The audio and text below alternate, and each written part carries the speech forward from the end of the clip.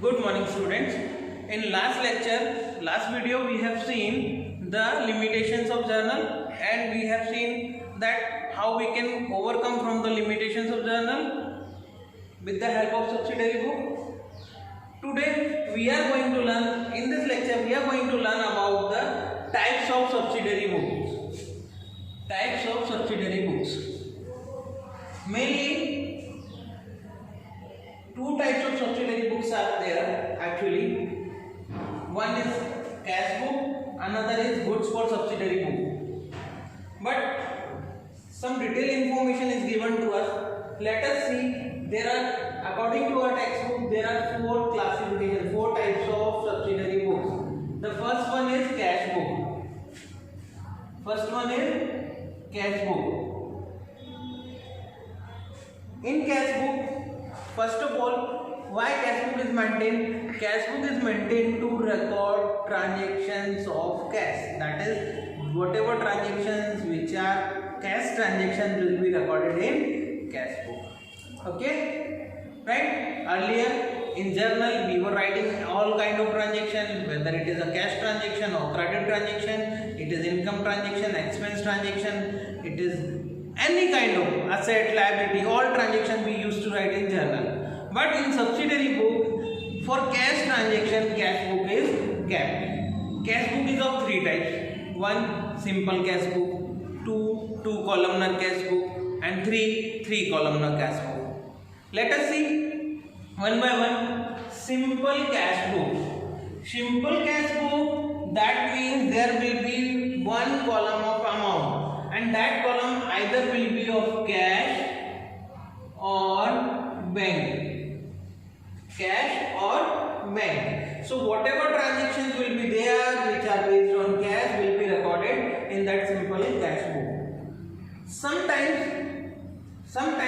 people prefer to keep two columnar cash book. Two columnar cash book, that means there will be two columns for amount.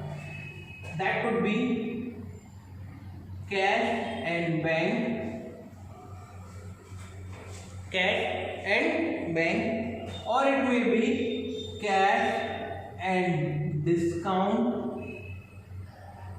or it may be bank and discount.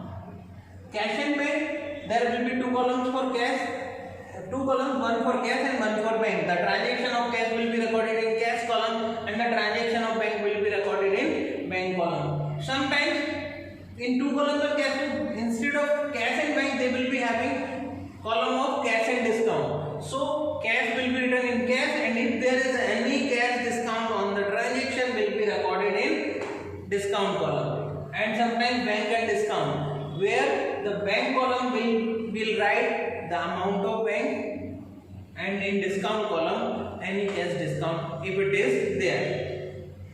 Third type of cash book is three columnar cash book. In this columnar cash book, in three columnar cash book, we keep all three: cash, bank and discount. All three columns we find cash. The transaction of pure cash, that hard cash, will be recorded in cash. The transaction of bank will be recorded in bank column, and if there is any discount associated with cash transaction will be recorded in cash column. We will learn this topic in detail in chapter number 7. We have a separate chapter for this, chapter number 7, which is cash book. Okay, so first type of cash book, first type of subsidiary book is what? Cash book. The second type is goods subsidiary books. Goods subsidiary book is kept to record transactions of inflow and outflow of goods. Inflow and outflow of goods. In a normal business, in a normal condition, there are two ways of inflow of goods. When we purchase the goods, and second, when the goods we have already sold comes back to us for any reason, which is known as sales return. Two reasons for inflow of goods: when we purchase the goods, another when the goods which was already sold by us comes back to us because of any reason, that is known as sales return. Okay, the same way there are two ways of outflow of goods. One, when we sell goods, so it is going out, outflow of goods. Another, the goods we were earlier purchased and now we are returning for any reason, it is known as purchase return. Okay, so based on this information we can say there will be four types of subsidiary books for goods. How many? Four types of subsidiary books for goods: purchase book, sales book, purchase return book, sales return book. Purchase book, sales book, purchase return book, sales return book. Now the main thing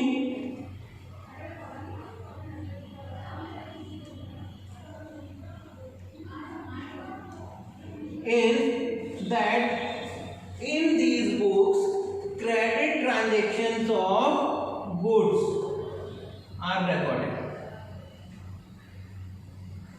Which transaction? Credit transaction. Credit transaction of goods. Then what to do with the cash transaction of goods? We have just seen the cash book. If it is a cash transaction of goods, will be recorded in what? In cash book. But credit transaction of goods will be recorded in the books which are kept for, which are known as goods subsidiary goods for subsidiary books for goods or goods subsidiary books. Let us take one by one. Purchase book. When we purchase goods from somebody on credit, we will be recording that in purchase book. If we buy goods on credit from someone, will be recorded in purchase book. If we are buying on cash, will be recorded in cash book. If we are selling goods on credit, will be recorded in sales book. If we are selling goods for cash, will be recorded in cash book.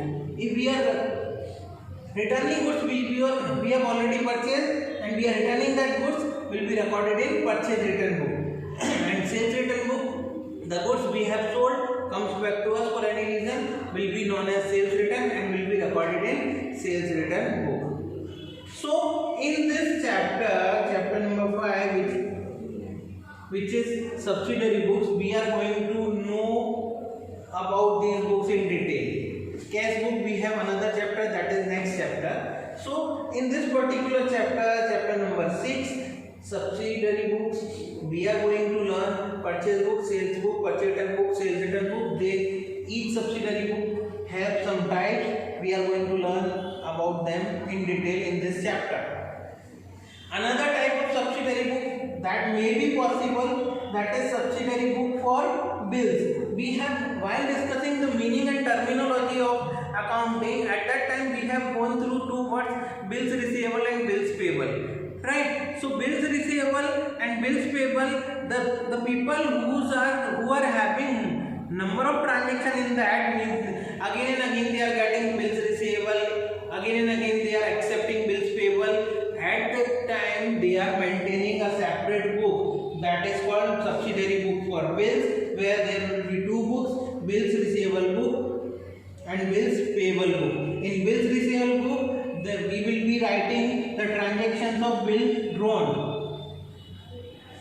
and in bills payable book we will be writing the transaction of bills accepted. Right, now these subsidiary books are not in our syllabus. We are not going to learn about this. We will have just information that there is a possibility that subsidiary book for bill may be there. Right. And the last one is journal proper. The fourth one is journal proper. We have discussed about different types of subsidiary books: cash book, 2 columnar simple cash book, 2 columnar cash book, 3 columnar cash book, purchase book, sales book, purchase return book, sales return book, bills receivable book, bills payable book. Now, and we have seen which transactions are recorded in such books. Now, if there is any transaction which cannot be recorded in any of such subsidiary books, will be recorded in journal proper. Journal proper is nothing, it is like journal only. There will be, the format will be same, everything will be same, but any transaction, if it cannot be recorded in any of the subsidiary book, it will be recorded in journal. Okay, so this was something about the types of subsidiary book. Let us discuss about the importance, or you can say advantages of subsidiary book.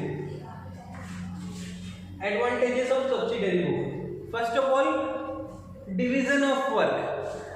When you are keeping your accounts using subsidiary books, you can do the division of work. Division of work, that means what? To record, suppose to record purchase transaction, purchase book can be given to a person. To record sales transaction, sales book can be given to another person, right? Because we have different books for such thing. To record cash transaction, cash book can be given to another person. So division of work is possible. If you are maintaining only journal, then there will be only one book that cannot be given to different person at the same time, right? But here purchase book is different, sales book is different, cash book is different, that can be given to different people. So it will be a benefit to us that division of work is possible, and there will be two is for us in our routine. Second is division of labor. Here we may do the division according to the skill of person. Whatever skill persons are having, according to that we can classify their work, we can give them work. That will also be beneficial to us. What can be other benefit? Simple and prompt audit work. Audit work is what? It is the official examination of your account, right? So official examination becomes easy when you maintain subsidiary book. It becomes useful for that person, the one who is going to audit your account. It will be helpful for him. Simple and prompt account preparation. As we have seen, that journal is quite tedious. It's a thick book. So if we are maintaining subsidiary books, our account preparation work becomes simple and prompt. Third, time save. Compared to journal, if you are maintaining subsidiary book, it will be saving your time. What else? Analytical information is made available. Analytical information.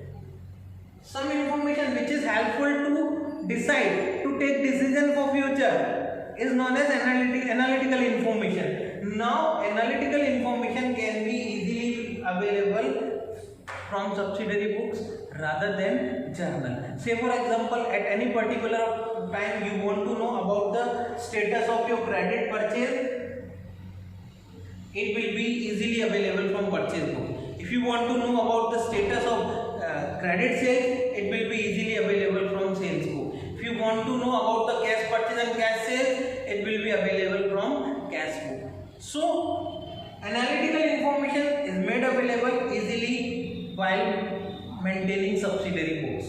Okay, in next lecture we will start with the purchase book. That is the first book which we have to learn. We will be learning about the format, meaning, format, and that particular purchase book sums we will be continuing with. Thank you.